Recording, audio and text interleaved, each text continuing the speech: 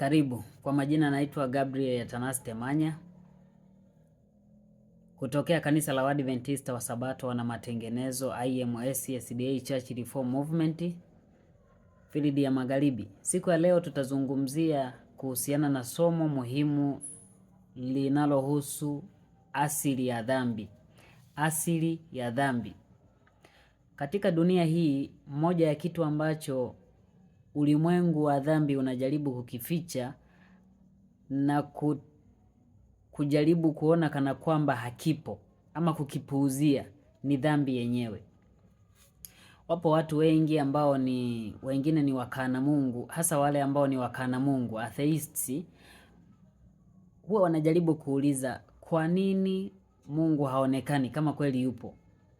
Kwao kitu kinaitwa dhambi hakijulikani, na hawajui dhambi ni nini na dhambi imeleta matokeo gani na madhara gani katika dunia hii. Hawajui. Na hawajui kwamba Mungu hatumuoni physically ama hatumuoni kimwili ama kwa macho ya nyama kwa sababu hiyo ya dhambi. Hawaelewi hilo. Wao wanatamani kuona uthibitisho wa kwamba Mungu yupo kwa kumuona kwa macho ya nyama. Leo tutaona kuhusiana na asili ya dhambi na matokeo yake katika ulimwengu huu tunaoishi. Dhambi imeleta matokeo ya kila aina duniani ambayo ni mabaya. Magonjwa, majanga, vita, njaa na kila aina ya matatizo yaliyopo duniani yaliyojaa. Chanzo chake ni dhambi. Na huwa inafikia hatua watu wengi humlaumu Mungu. Wanasema kama Mungu kweli yupo, kweli haya matatizo ya kila aina na shida yangekuwepo kweli kama kweli na yeye angekuwepo kama kweli ni mwalehema. Lakini hawajui kwamba dhambi ni matokeo ya uchaguzi wa mwanadamu. Na yale yanayotokea mambo ambayo ni mabaya ni matokeo ya uchaguzi wa mwanadamu mwenyewe. Amechagua kitu lakini baadaye kimeleta madhara, sasa anaona ubaya wake na anaanza kuona kana kwamba Mungu ni mchango katika hilo ama amechangia katika hayo. Sasa dhambi ni nini? Katika kitabu cha Biblia, maandiko matakatifu kutoka kitabu cha waraka wa kwanza wa Yohana sura ya 3 mstari wa 4 inasema dhambi ni uasi. Yaani kwa kifupi dhambi ni uvunjaji wa sheria. Sheria ya Mungu ama maneno ya Mungu, neno la Mungu likiasiwa ama likivunjwa, basi hiyo inahesabika kuwa dhambi. Na ndicho ambacho ni uhalisia wa ukweli kuhusiana na dhambi. Tunapojifunza kuhusiana na asili ya dhambi, tujue dhambi ni nini. Dhambi ni uasi wa sheria ya Mungu ama ni uasi wa neno la Mungu. Uasi huu asili yake ni nini? Maana uasi ni kuvunja amri za Mungu. Je, kipi ambacho kilisababisha kwa mara ya kwanza uvunjaji huu wa amri za Mungu ama uvunjaji wa maagizo ama wa neno la Mungu? Hapo ndipo tunarudi moja kwa moja kwa Lucifer, malaika mkuu aliyekuwepo mbinguni, ambaye kwa mara ya kwanza dhambi ilionekana ndani yake. Alianza kutenda kinyume na muumbaji wake. Utaratibu wote uliokuwa umewekwa mbinguni wa serikali ya Mungu, yeye aliuona haufai ama unahitaji kurekebishwa. Lakini marekebisho hayo si kwamba aliona ubaya, bali alikuwa anatamani sana asiwe chini ya mifumo fulani, chini ya serikali ambayo yeye sio mwendeshaji ama sio mmoja wa waendeshaji. Aliona kwamba yeye naye anatakiwa kuabudiwa kwa ule uzuri ambao alikuwa ameumbwa nao na Mungu. Kwa hiyo huyu alikuwa ni malaika ambaye alikuwa ni kerubi afunikaye. Kwa mara ya kwanza uovu ulionekana ndani yake. Na maandiko matakatifu hayaelezi kuhusiana na nini ambacho kilisababisha uovu uonekane ndani ya kiumbe huyu mtakatifu. Chini ya mbingu, ndani ya mbingu ambayo ni takatifu. Ni kwa namna gani dhambi ilianza ndani yake? Ni mambo ambayo yanaelezwa kwamba ni siri, kwamba kwa sasa hatuwezi kutambua nini ambacho ilikuwa asili ya uovu ama ya dhambi ndani ya Lucifer. Kitabu hiki cha Roho ya Unabii cha Review and Herald ya Machi 9, 1886 au kutoka kwenye kitabu cha The Truth About Angels ukurasa wa 31 kinasema kuingia kwa dhambi mbinguni hakuwezi kuelezewa. Kama ingeweza kuelezewa, ingeonyesha kuwa kulikuwa na sababu fulani ya dhambi, lakini kwa kuwa hakukuwa na uzulu hata kidogo kwa ajili yake, chimbuko lake litabaki limefunikwa na fumbo daima. Kwa hiyo neno lililovuviwa linasema asili ya uovu ndani ya Lucifer na malaika wenzake hauwezi kuelezwa. Asili hiyo haiwezi kuelezeka, hivyo litabaki kuwa fumbo kwetu kwa sasa. Na neno hilo lililovuviwa linaeleza kwamba Lucifer mwenyewe, mielekeo ya kutenda kinyume na Mungu ilivyoanza ndani yake, hakuitambua mwanzoni, hakutambua vizuri, hakujua hisia hizi zimetoka wapi. Kitabu cha Truth About Angels ukurasa wa 40 kinasema roho ya kutoridhika na kujitenga au kutotii haikuwahi kujulikana mbinguni kabla ya hapo. Ilikuwa ni kipengele kipya cha ajabu, cha fumbo na kisichoelezeka. Lucifer mwenyewe mwanzoni hakuwa akijua asili halisi ya hisia zake. Kwa muda fulani aliogopa kuonyesha kazi na mawazo ya akili yake, lakini hakuyatupilia mbali. Kwa hiyo tunaona kwamba Lucifer mwenyewe mwanzoni hakuwa akijua asili halisi ya hisia zake. Ndio maana tunaambiwa sasa asili ya huu uovu, asili ya dhambi ni siri.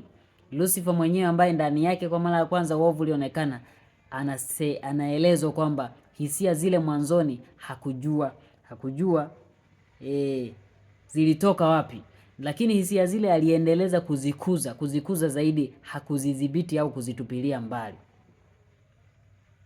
Kwa hiyo hakuna sababu inayoweza kutolewa kwa sababu kuingia mbinguni, maana kujaribu kutafuta sababu ni kujaribu kueleza sababu, itaonekana kana kwamba kuna uzembe fulani ambao Mungu Mungu aliufanya ama aliuruhusu uzembe fulani na dhambi ikapata nafasi. Lakini maandiko yaliyovuviwa naeleza kabisa kwamba Mungu hawajibiki kwa namna yoyote kwa dhambi kuingia katika mbingu miongoni mwa malaika watakatifu. Ndio maana Mungu anavyoshughulika na dhambi ni kweli nathibitisha kwamba hawajibiki kwa namna yoyote, na jinsi anavyoichukia dhambi hawajibiki kwa namna yoyote kwa dhambi kuingia katika kiumbe chake kitakatifu na katika dunia hii. Hivyo Shetani anabaki kuwa mwanzilishi wa dhambi. Dhambi ilivyoingia hata katika dunia yetu iliingia kama kirusi kutokea nje. Kama jinsi ambavyo unaugua, ulikuwa mzima kabisa, huna shida yoyote, lakini baadaye mara ugonjwa unakushika. Unakuwa umetokea nje kama kirusi kilichotokea nje. Hivyo dhambi ilikuja kama kirusi.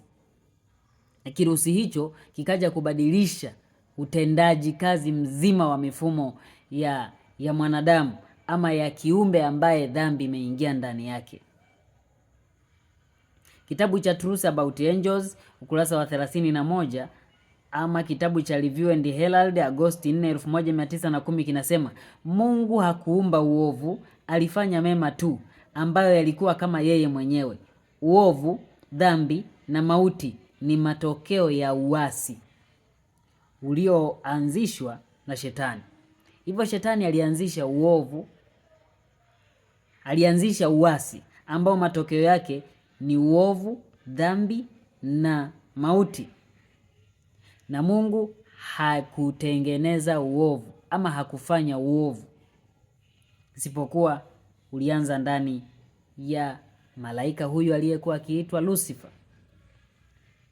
Hivyo uasi wa Lucifer unavyoelezwa katika ulivyoanza kule mbinguni, ulianza baada ya yeye kujisikia kwamba jinsi alivyokuwa mzuri na waajabu na mwenye uwezo mwingi, alianza kuhisi kwamba uwezo wote na uzuri ule unatokana na yeye mwenyewe. Maana kitabu cha Review and Herald cha mwaka 1901, Septemba 1901 kinasema kwamba Mungu alivyomuumba Lucifer kwa uzuri na kupendeza, alimuumba kwa uzuri na kupendeza karibu sana na kufanana na yeye mwenyewe Mungu.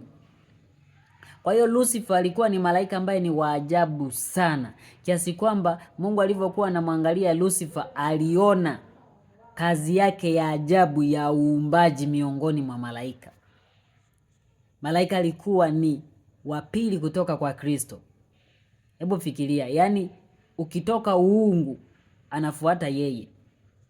Uungu, ukitoka tu uungu anakuja yeye mwenyewe. Alikuwa wa pili kutoka kwa Kristo. Alikuwa na mamlaka kubwa sana na ya kuheshimika mbinguni. Alikuwa kerubi afunikae. Makerubi ambao wanakaa katika kiti cha enzi, yani kiti cha enzi na wao makerubi. Anajua siri nyingi za Mungu. Anajua tabia kwa ukamilifu, tabia ya Mungu. Lakini ndani ya kiumbe huyu mtakatifu uovu ulionekana, ulianza ndani yake. Baada ya kuona kwamba uwezo ule, uzuri ule wa kupendeza, akahisi kwamba haujatokana na muumbaji bali umetokana na yeye mwenyewe, wala hakupewa na mtu yeyote.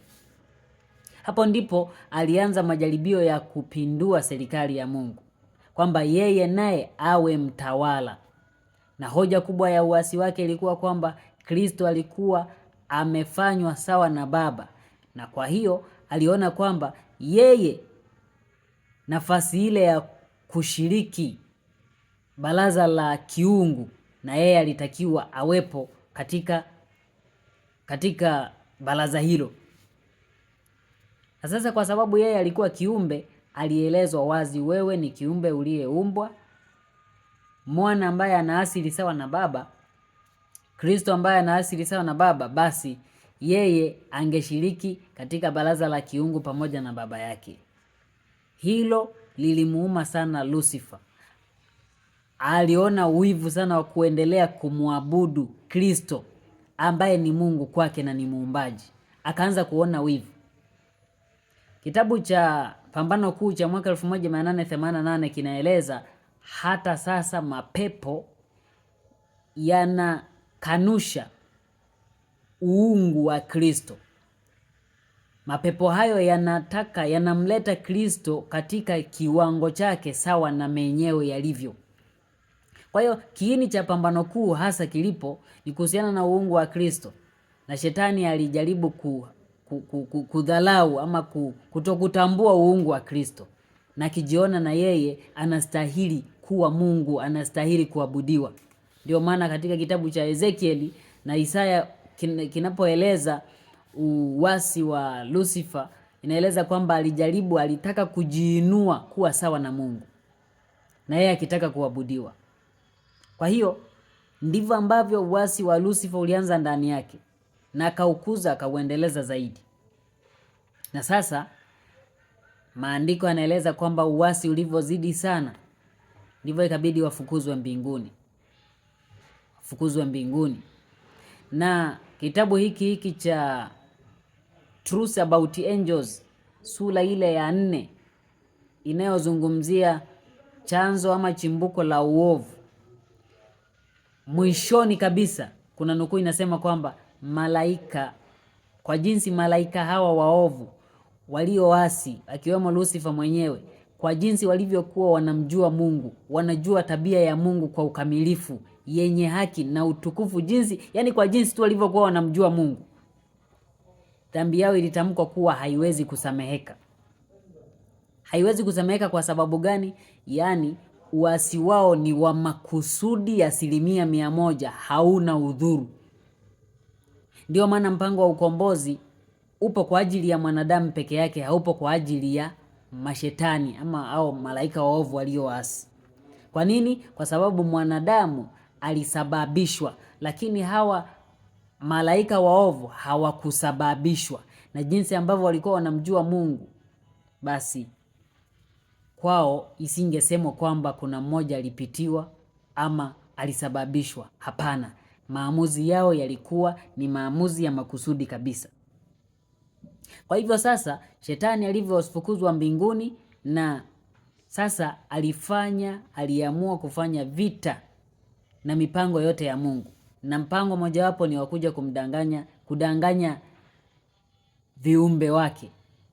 Na viumbe waliodanganywa ni Adamu na Eva, ambao walikuwa wamewekwa na Mungu katika bustani ya Edeni hapa duniani, bustani ya uwepo wa Mungu. Na sasa adui akafanikiwa kupenya kuwadanganya. Kumbuka somo letu ni asili ya dhambi. Mwanadamu alipokubali kumuasi Mungu, asili yake ilibadilika.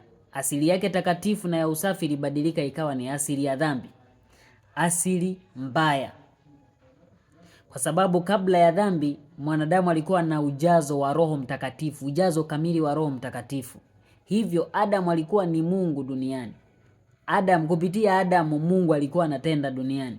Ndio maana unaweza ukajiuliza Adamu alikuwa na ujuzi kiasi gani? Anaambiwa tu waite wanyama majina, anaanza kuita tu, wala haulizi. Sasa ungekuwa ni wewe ungesema sasa mimi nitajuaje?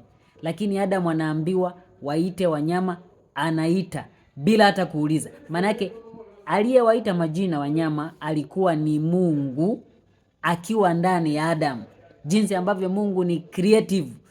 Kwa hiyo creativity ama ubunifu na alionao Mungu ulikuwemo ndani ya Adamu. Kwa hiyo Adamu alikuwa vizuri sana. Na sasa Adamu alipofanikiwa kudanganywa na muovu shetani, asili yake ya ujazo kamili wa Roho Mtakatifu uliondoka, na mahali pa ujazo wa Roho Mtakatifu ukajazwa roho ya kishetani. Ukabaki mwili tu ambao hauna roho wa Mungu, kabaki na roho wa shetani. Ndio maana Mungu aliwaambia Adam na Eva kwamba, alimwambia Adam kwamba siku utakapokula matunda haya ambayo nimekukataza utakufa hakika. Yaani kuanzia siku ile tu Adam amekula lile tunda, maandiko yanasema alikufa hapo hapo. Japo tunaona kimwili hakufa, lakini kiroho alikuwa ni mfu, maana roho wa uzima alikuwa ameshaondoka ndani yake, na sasa amebaki na roho ya shetani ambayo haina uzima. Maana chanzo cha uzima ni Mungu peke yake. Hakuna kiumbe chochote ambacho kinaweza kuwa chanzo cha uzima. Kwa hiyo asili ambayo iliingia ndani ya Adamu ni asili ya dhambi. Warumi 8:7 inasema, kwa maana nia ya mwili ni wadui juu ya Mungu, haitii wala haiwezi kutii. Hiyo ndio nia ambayo Adamu na Eva waliirithi kutoka kwa muovu, asili ambayo ni ya kutenda kinyume na Mungu, jinsi ambavyo Lucifer alikuwa na nia ndani yake ya kutenda kinyume na Mungu. Kwa hiyo kuanzia kwa Adamu na kuendelea, wanadamu wote ambao wangezaliwa na asili ya uovu, wangezaliwa na asili ya uovu, asili ambayo ni ya dhambi, ambayo ina mielekeo ya kutenda kinyume na Mungu. Kwa hiyo hakuna mwanadamu ambaye angezaliwa kutoka kwenye uzao wa Adamu ambaye anaweza akashinda dhambi kwa nafsi yake mwenyewe. Isingewezekana, wala asingekuwepo. Kwa hiyo hapo ndipo swali huwa linakuja kwamba je, kwa hiyo wanadamu wanarithi dhambi ama watoto wanarithi dhambi? Ukweli ni kwamba kwa mujibu wa maandiko matakatifu dhambi hairithiwi, kwa sababu dhambi inahusisha maamuzi. Dhambi ni uvunjaji wa sheria. Dhambi inahusisha maamuzi binafsi ya mtu kutenda kinyume na neno la Mungu. Lakini asili ya dhambi, mielekeo ya dhambi, hiyo ndio tunairithi kutoka kwa Adamu. Kwa hiyo watoto wachanga wanadhaliwa wakiwa na mielekeo ya kutenda dhambi. Kwa hiyo tunarithi asili ya dhambi, lakini haturithi dhambi. Maana kitabu cha Ezekiel 18:20 kinasema mtoto hawezi akabeba uovu wa baba yake, wala baba hawezi kubeba uovu wa mtoto wake. Kwa maana ya kwamba uovu huo ni dhambi. Dhambi inahusisha maamuzi binafsi ya mtu. Kwa hiyo watoto hawarithi maamuzi, na wao wakikuwa wanafanya maamuzi yao, aidha ni sawa na baba zao ama ni sio sawa na baba zao. Kila mmoja anaamua kivyake. Kwa hiyo tangu Adamu, wanadamu tunarithi asili ya dhambi kutoka kwa wazazi wetu, asili ya mielekeo ya dhambi. Kwa nini katika maandiko matakatifu hatuwezi kuona ama tunaweza kuona ushahidi wa kwamba watoto hawarithi dhambi?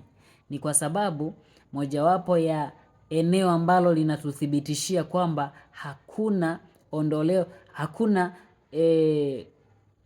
jambo la watoto kurithi dhambi ni katika shughuli zile za hekalu, shughuli zile za patakatifu. Kwa Waisraeli hakukuwa na huduma katika hekalu ya ondoleo la dhambi za watoto. Ilikuwa ni dhambi za wakubwa tu. Hapo tunatambua kwamba watoto walikuwa hawahusishwi katika huduma hiyo ya upatanishi wala ya kusamehewa dhambi. Kwa hiyo ingekuwa kwamba watoto na wao wangekuwa wanarithi dhambi na wanahesabiwa wa dhambi, basi tungeona kwamba katika huduma zile za hekalu kungekuwa na huduma ya watoto ya ondoleo la dhambi za watoto, lakini jambo hilo hatulioni. Hii ina maana ya kwamba asili ya dhambi wanayoirithi watoto haihesabiki kama ni dhambi kwao, maana hawajaitafuta wao, ila wameirithi kutoka kwa kizazi ambacho asili yake imeharibika. Kwa wao wanachorithi ni mielekeo ya dhambi, na sasa inakuwa ni fursa yao wakikuwa wakafikia umri wa maamuzi, waamue wao kufuata ile mielekeo ama kuamua vinginevyo. Kwa hiyo watu wanazaliwa wakiwa na asili ya dhambi ila wakiwa hawana dhambi. Kwa hiyo kuwa na asili ya dhambi sio kuwa na dhambi. Yaani kuwa na asili ya dhambi sio kutenda dhambi. Yesu mwenyewe alizaliwa akiwa na asili ya dhambi lakini hakutenda dhambi. Warumi 8:3 inasema alizaliwa, alifanyika kwa mfano wa mwili wenye dhambi. Alifanyika kamiliki huu mwili kwa sababu alitoka kwa mwanamke ambaye ni ana asili ya dhambi. Japo imani zingine wanasema Bikira Maria alikingiwa dhambi, lakini sio ukweli. Maandiko hayasemi hicho kitu. Yesu mwenyewe alizaliwa na mwanamke ambaye ana mwili wa dhambi. Kwa hiyo Yesu Kristo alirithi mielekeo ya dhambi kutoka kwa mama yake, lakini hakuhesabiwa kama kuwa dhambi, maana mielekeo ya dhambi haihesabiwi kuwa dhambi mpaka ambapo mtu mwenyewe atakapoamua kutenda dhambi, kuvunja sheria ya Mungu. Yesu mwenyewe alizaliwa akiwa na mwili wa dhambi, lakini hakutenda dhambi, kwa maana ya kwamba hakuiamsha ile asili ya dhambi ili iweze kutenda dhambi, iweze kutenda kazi. Katika swala la asili ya dhambi kuna kitu kinaitwa majaribu. Majaribu ni jaribio la kuamsha asili ya dhambi ili iwe hai. Asili ya dhambi ni sawa na mlima wa volkano. Volkano huwa ina mamoto kule ndani, na mamoto yale ikifika wakati yanakuwa yana force, yanataka kutoka nje. Sasa asili ya dhambi ni mfano wa mamoto yale ambao ni volkano, yako ndani ya mlima kule, yanataka kutoka. Jinsi yanavyo force yanalazimika kutoka, ndio majaribu. Ina maana mlima ule ukifunguka kule juu, mamoto yale yakatoka, ni sawa na mwanadamu ambaye ameruhusu asili ya dhambi itoke ndani yake, halafu idhihirike sasa katika matendo. Kwa hiyo ndio maana ya kwamba asili ya dhambi sio dhambi, ila asili ya dhambi ile ikiruhusiwa ikawa hai ndio dhambi. Kwa hiyo asili ya dhambi Mungu anachotaka ni kwamba isiwe hai ndani yetu, isidhihirike katika matendo yetu, maana tutakuwa tumeingia katika uwanja mwingine wa kutenda dhambi, wa kuhesabiwa wa dhambi. Na hiki Yesu ndicho alichokifanya ndani yake yeye kwa uwezo wa Roho Mtakatifu. Hakuifanya kuwa hai ile asili ya dhambi, aliizuia na akaishinda. Ndio maana alikuwa na maombi mengi sana ili ashinde asili ya dhambi. Asili ya dhambi ndani yake iliishia huko ndani, ikapotea kabisa. Hakuiruhusu idhihirike katika matendo. Kwa hiyo asili ya dhambi ni adui aliye ndani yetu ambaye anataka tutende dhambi. Ndio maana ya kwamba majaribu mengi tunashindwa kwa sababu tuna adui aliye ndani yetu na ambaye tunamfanya awe hai. Kwa mfano, mtu akikutukana tusi, manake yeye ni sawa na mjaribu ni jaribu linalotokea nje, lakini linakutana na jaribu lingine lililoko ndani. Kwa hiyo anapokutukana wewe, una nia ama una asili ya dhambi ndani yako ambayo ina hasira ndani yake. Kwa hiyo hasira ile inakuwa inajaribu kutoka ili ije kukutana na dhambi nyingine ambayo imekuja kutokea nje, ambayo wewe umetukanwa sasa. Maana katika ulimwengu wa dhambi huwa kuna mashindano, kutaka kushindana. Maana ufalme wa shetani umefitinika. Ukitukanwa na wewe unataka kutukana. Sasa kwa mfano, Yesu angetukanwa, yeye hakuamsha ile asili ya dhambi. Hata kama angehisi kana kwamba anajaribiwa kurudisha na yeye tusi, angejizuia kwa uwezo wa Roho Mtakatifu, na ile nia mbaya ya kurudisha tusi iliyomo ndani yake inaendelea kufa badala ya kudhihirika katika matendo. Na sasa ukitukanwa na wewe ukatukana, maana yake ni kwamba ile asili ya dhambi ya matusi ndani yako tayari imedhihirika katika matendo. Umefanya maamuzi ya kuifanya hai ile asili ya dhambi, na hapo tayari unaanza kuhesabiwa dhambi. Kwa hiyo tuna adui aliyemo ndani yetu, asili ya dhambi, ambaye anatumiwa na adui wa nje, shetani, kutuangusha. Kama jinsi ambavyo mtu ambaye unaweza ukawa na adui, ukiwa na adui wa kutokea nje peke yake, basi ni rahisi kumshinda. Lakini kama una adui aliyemo ndani ya nyumba yako anashirikiana na wa nje, ni rahisi kukuangamiza. Kwa hiyo adui aliyemo ndani ya nyumba yetu sisi wenyewe, yani ndani ya mioyo yetu, ni asili ya dhambi ambaye anashirikiana na adui wa nje ili kutuangamiza. Hivyo ndivyo ambavyo pambano kubwa sana tulilonalo. Tunapokuwa katika maisha ya dhambi, ndivyo ambavyo uwezo wa kushinda hata majaribu unakuwa haupo. Kwa sababu kwa mfano wa mlima wa volkano nimetolea. Mlima wa volkano ukiwa unalipuka kila mara, inafikia hatua sasa nafasi ile ya kulipuka iko wazi kila wakati. Kwa hiyo mamoto yale yakipanda juu, hakuna kizuizi. Kwa hiyo hata yanapotoka hakuna kizuizi chochote ambacho kinazuia ili asitoke. Huo ni mfano wa mwanadamu ambaye nia ya dhambi, nia ya asili ya dhambi ndani yake inapokuwa inataka kutoa zile dhambi zizilike katika matendo, zinakuwa zinadhihirika kwa urahisi. Kwa mfano, anakuwa ni mwepesi wa hasira, mwepesi wa matusi, mwepesi wa kukwazika, yani mwepesi wa kufanya jambo baya, kwa sababu hakuna kizuizi. Na sasa kwake majaribu ya kujaribiwa kutenda dhambi kama hizo, kwake anakuwa hayahisi, kwa sababu kwake ni rahisi kuanguka katika majaribu. Hivyo Mungu anachotutaka ni kwamba kwa kupitia uwezo wa Roho Mtakatifu tuweze kutengeneza kizuizi cha asili ya dhambi kuamshwa. Asili ya dhambi ni kama ule moto ambao uko kwenye mlima wa volkano. Utengenezewe kizuizi, ukitaka kulipua kutoka nje usije. Ndio maana katika kitabu cha Mithali 16:32 kinasema aitawalaye roho yake ni shujaa kuliko anayeteka mji. Kwa maana ya kwamba anayezuia asili ya dhambi mbele za Mungu, huyo ni shujaa.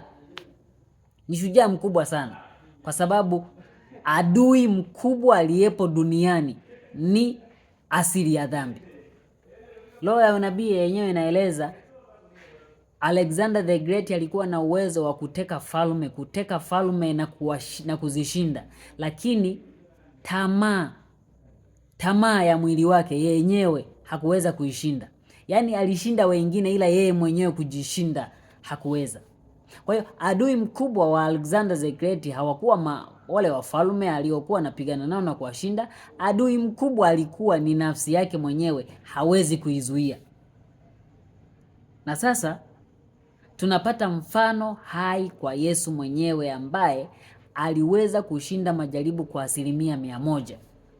Aliweza kushinda majaribu kwa 100%. Aliweza kuzuia asili ya dhambi isije ikatenda kazi, kadhihirika katika matendo, ili atuokoe na sisi. Maana jaribu hata moja tu lingemshinda, basi wokovu wetu ungeharibika. Na kati ya wanadamu wote, mwanadamu ambaye alihisi kujaribiwa na majaribu mengi ni Yesu, kwa sababu yeye hakuwahi kutenda dhambi hata moja. Kwa hiyo dhambi zilizomwandama lazima zilikuwa ni nyingi sana alizokutana nazo katika ulimwengu unaoonekana na usioonekana. Yaani macho yote ya shetani yalikuwa kwake, yakimtaka akosee hata katika jambo moja tu. Ndio maana Yesu alikuwa na maombi mengi na yenye uchungu, ili aweze kushinda kwanza yeye na tushindie sisi. Leo ni wangapi sisi tunaokesha na kuomba na kufunga ili tushinde asili ya dhambi? Hakuna kabisa. Mara nyingi, kwa 100% kwetu sisi tunafunga na kuomba kwa ajili ya mambo mengine tu, mahitaji yetu ya kila siku ya kimwili, ya kibinafsi, lakini kuomba kwa ajili ya kumshinda adui mkubwa ambaye anatambuliwa na Mungu ndani ya mwanadamu, hatuombi. Yesu ni mfano kwetu. Alishinda kwa nguvu nyingi sana za maombi. Mungu atusaidie na sisi tuombe kwa kiasi hicho, ili tushinde asili ya dhambi, maana huyo ndiye adui mkubwa. Na sasa hakuna mwanadamu anayeweza kushinda asili hii ya dhambi. Anayeweza kutushindia asili hii ya dhambi ni Yesu peke yake. Yesu ambaye alishinda, basi na sisi ametuahidi ushindi. Kitabu cha Yohana 16:33 anasema, duniani mnayo dhiki, lakini jipeni moyo, mimi nimeushinda ulimwengu. Jipeni moyo, mimi nimeushinda ulimwengu. Kwa hiyo alimaanisha kwamba kwa sababu yeye ameshinda, basi na sisi tutashinda. Aliishinda asili ya dhambi, na sisi tutaishinda. Tutaishindaje? Kwa kuwa anatugawia ujazo wa Roho Mtakatifu kama ule ambao Adamu alikuwa nao kabla ya kutenda dhambi, ili na sisi tujaribiwe. Yaani kitu ambacho naweza nikasema kwamba kifo cha Yesu kimetupa second chance ya kuokolewa. Yaani tunajaribiwa upya kama Adamu alivyojaribiwa katika lile tunda. Sisi kwa kifo cha Yesu tumepata nafasi ya pili tena ya ili tusimlaumu Adamu kwamba wewe Adamu ulituangusha. Yesu hajatuangusha, ametuokoa ili na sisi tujaribiwe kwa mara ya pili, na ametupa tena, pamoja na kwamba tunajaribiwa, ametupa tena uwezo wake wa Roho Mtakatifu ili sisi tushinde kama yeye alivyoshinda.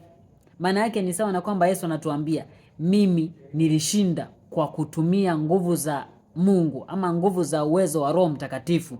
Ninyi nimewapa, na mkihitaji nitawapa, maana nimewaambia, ombeni nanyi mtapewa, bisheni nanyi mtafunguliwa, tafuteni nanyi mtaona. Kwa hiyo ametuambia tukiomba Roho Mtakatifu atatupatia tena bila kipimo, ili tuweze kushinda asili ya dhambi isije ikaamshwa. Kwa hivyo Yesu ni kama anatuambia kwamba hamna udhuru, ninyi wanadamu niliowaokoa, hamna udhuru wa kushindwa na dhambi tena, kwa sababu mimi nilishinda, na mkiniomba nitawapa nguvu ambazo mimi nilitumia kushinda nikiwepo duniani. Kwa hiyo ndio maana ya kwamba Roho wa Kristo ndiye ambaye anatuongoza, na ndio maana Warumi 8 mstari wa 9 inasema asiye na Roho wa Kristo huyo si wa Kristo. Kwa sababu maana halisi ya Ukristo ni kuishi kama Kristo alivyoishi duniani, yani bila kutenda dhambi. Kwa tunapokuwa na ujazo wa Roho Mtakatifu, nguvu ya kushindana na dhambi inaongezeka kwa kiasi kikubwa. Dhambi ndogo zinaonekana kwa ukubwa wake, zinaonekana kwa upana wake. Amri 10 za Mungu tutaziishi na kuzitafsiri kwa upana wake. Na jinsi tunavyomkaribia Kristo ndivyo ambavyo tunavyoona hali yetu ya dhambi ilivyokuwa. Ndivyo ambavyo tunavyoona jinsi tulivyokuwa wachafu. Na kwa sababu Roho wa Mungu hutuonesha ubaya wa dhambi hata kama ingekuwa ni ndogo kiasi gani. Anatuonesha, na ndivyo ambavyo tunavyokuwa tunapambana na dhambi tukiwa tunajua ubaya wake hata kama ingekuwa ndogo kiasi gani. Kwa hiyo tunapaswa kupambana na asili hii ya dhambi. Kupambana nayo ni kwa kujisalimisha kwa Yesu Kristo. Yesu alimwambia Nikodemo, mtu asipozaliwa mara ya pili hawezi kuingia ufalme wa Mungu. Swala la kuzaliwa mara ya pili sio la bidii binafsi ya kwetu, bali ni uumbaji mpya wa Mungu. Na uumbaji huo mtu hafanyiwi kama hajajisalimisha kwa maamuzi yake, kwa nia yake kwa Kristo. Mtu anapojisalimisha kwa Kristo kwa nia yake mwenyewe, basi anaanzishiwa mchakato huo wa kubadilishwa ili asili ile ife ndani yake. Hivyo Mungu atusaidie sana katika ulimwengu huu tunaoishi, ili Roho wake atupatie kwa bila kipimo. Vyombo vyetu, mioyo yetu tuiweke tayari kwa Kristo, ili atumwagie Roho wake kwa kiasi cha kutosha ambacho kitatusaidia kushinda asili ya dhambi na kushinda dhambi na kuiona dhambi yoyote kwa mapana yake na kwa ukubwa wake na kwa ubaya wake na kuiepuka na kuikimbia. Mungu abariki somo hili kwa jina la Yesu. Amina.